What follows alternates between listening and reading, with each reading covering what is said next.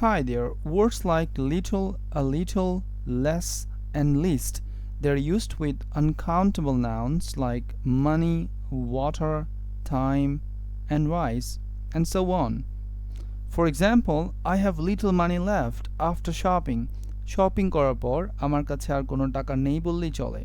এখানে লিটল বলতে বোঝাচ্ছে একদম অবশিষ্ট নেই। On the other hand, if I say I have a little money so I can buy you a shirt, আমার অল্প কিছু টাকা আছে সো আমি তোমাকে একটা শার্ট কিনে দিতে পারি। এখানে a little বলতে বোঝাচ্ছে সামান্য কিছু বা অল্প কিছু। Another example for less. If I say there is less traffic in Chittagong at night, রাতের বেলা চট্টগ্রামে ট্রাফিক কম থাকে। On the other hand, if I say Sunday has the least traffic in my area, রবিবারে আমার এলাকাতে সবচেয়ে কম traffic থাকে। So, little মানে একদম নাই বললেই চলে। A little মানে একটুখানি আছে।